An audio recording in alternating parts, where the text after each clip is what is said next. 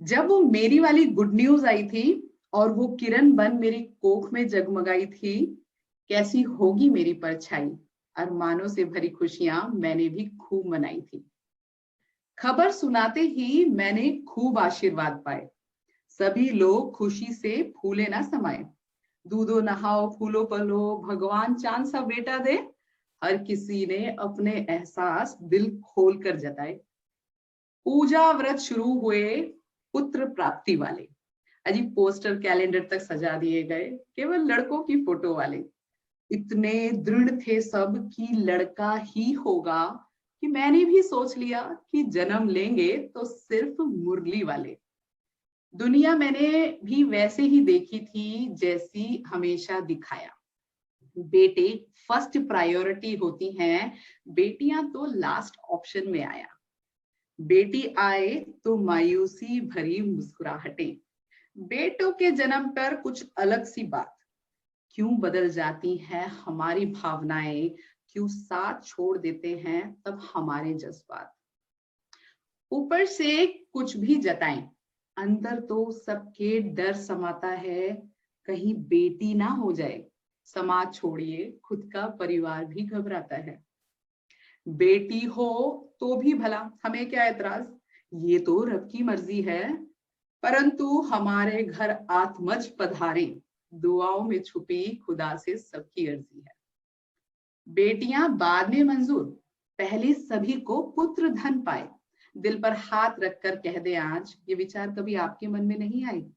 जमाना नया हो या पुराना, हमेशा रहा बेटों से अलग ही लगाव। और कितना करेंगे हम सब अपनी बच्चियों के दिलों में इस तरह से घाव।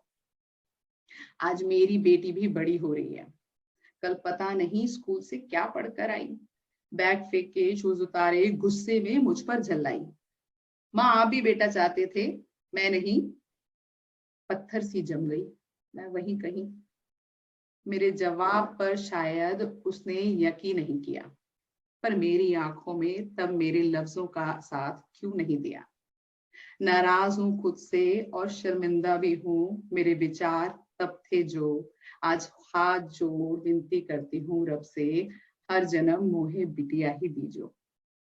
बेटों के जन्म पर तो हिजड़े भी नाच लेते हैं, अब से बेटियों के जन्म पर भी जश्न मनाए जाए। बेटी पहली हो या दूसरी, बाहें खोल कर उन्हें अपनाया ना जाए। ये बुरा वक्त टाल सकती हैं, आपके आज को सुनहरे कल में ढाल सकती हैं। गंगा जमुना दुर्गा भवानी माँ लक्ष्मी सभी का रूप कहलाई हैं ये, सशक्तिकरण में पारंगत हर वर्ग में निखर कर आई हैं ये। अरे जब खुद भी शिव जब खुद शिव भी अर्धनार कहलाते हैं, तो आप क्यों बेटियों के जन्म से घबराते हैं। हारती सिर्फ ये अपनों से हैं, क्योंकि अपने दुखे तो खुद रोती हैं। जो बाप को भी माँ का सुख दे सके, ऐसी ताकत सिर्फ एक बेटी में होती है।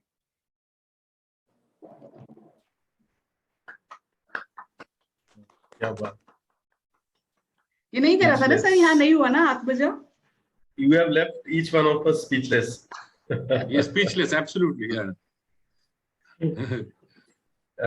Thank you sir.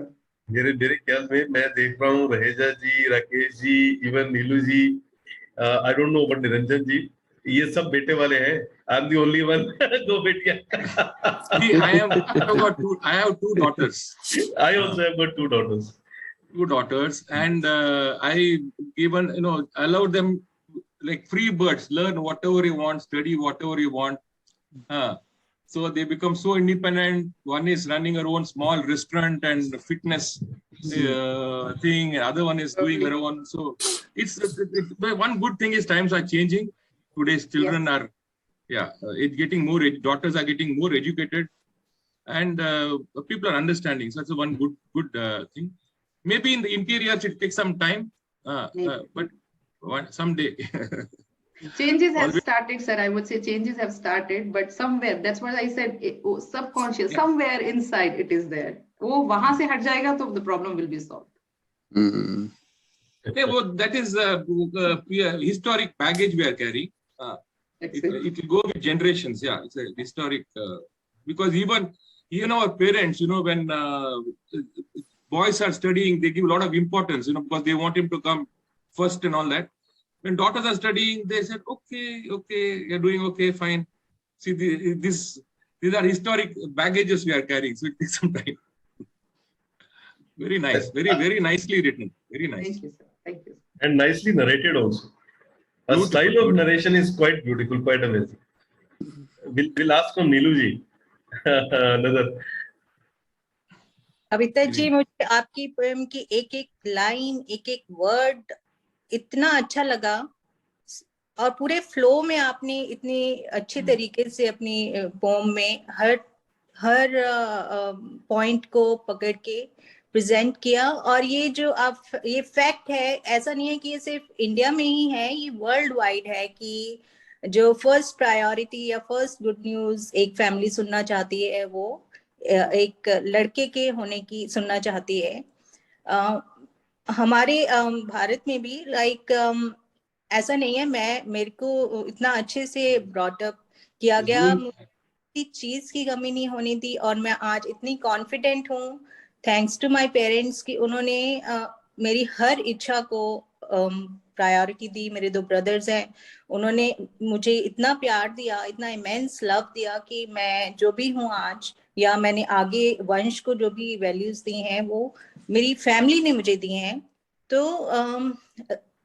ये जो वर्ल्ड है ये हम नहीं चला रहे हैं, हमें दोनों की जरूरत है, बॉय की भी गर्ल की भी। तो गॉड ने तो एक फैमिली को बॉय भी देना है, गर्ल भी देना है। तो ये थॉट प्रोसेस कहाँ से आया मैं नहीं जानती कि बेटा बेटी में डिफरेंस क्यों आया, बट आप अगर ऐसी पोएम्स बाहर आएंगी और गर्ल्स के लिए बोला जाएगा और थोड़ा सोसाइटी की थॉट प्रोसेस में चेंज आएगा, तो जरूर आना चाहिए। और आपकी पोएम मुझे बिल्कुल, मैं रिलेट करती हूँ इससे, और मेरे ख्याल से हर कोई इससे रिलेट करता है। So very nice, very nice. Thank you so much. Rakesh ji. पहली बात तो कविता में आपने जो भाव व्यक्त किए हैं इस पोयम में, उससे एग्री करता हूँ। मतलब ट्रेडिशनली हम लोग सभी माने ना माने, लेकिन ये सच्चाई है जो आपने अपनी कविता में लिखी है। लेकिन मैं ये कहूँगा कि अभी समय बहुत तेजी से बदल रहा है। आज पहले जैसी बात नहीं है। जो पढ़े लिखे कपल्स हैं, मुझे नहीं लगता कि अब वो पहले जैसा वो है कि भाई लड़का ही होना चाहिए।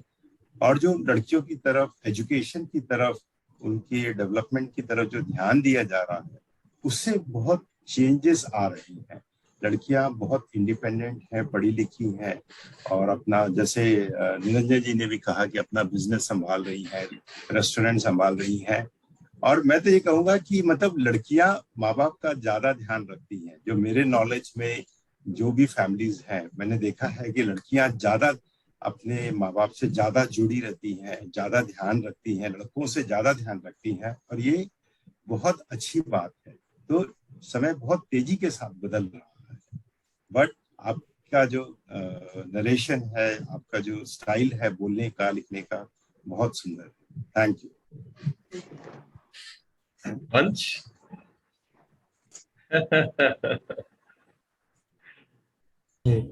मुझे भी बहुत अच्छी लगी आपकी। एक तो बात है, आपके फ्लो बहुत अच्छा है, और आपका जो नरेशन है, जो पॉजेज हैं, तो वो काफी कॉन्फिडेंट स्टाइल ऑफ स्पीकिंग है। और उससे क्या होता है कि वो जो ऑडियंस है उन्हें भी अच्छे से सोचने का टाइम मिलता है आपके फ्लो के लिए। तो you can think about everything that you are saying. तो मुझे भी बहुत अच्छी लगी। ऑल्दो मैंने पढ़ाई है इसके बारे में, ज्यादा एक्सपीरियंस नहीं किया, लेकिन आई कैन रिलेट। तो ऐसी सोशल कॉजेस पे और पोएम्स होनी चाहिए और बाहर आनी चाहिए। So thank you. Thank you, Vansh. Thank you so much. Raheja ji. Kavita ji, आपकी इस पोएम के अंदर एक एक लाइन के अंदर रियलिटी छिपी हुई थी। मतलब लाइफ से रिलेटेड लो या लोगों से रिलेटेड समझ लो कि एक हर एक चीज के अंदर एक रियलिटी थी। लेकिन इस चीज का जो क्रेज है ना, वो कभी खत्म नहीं होता ये वाला।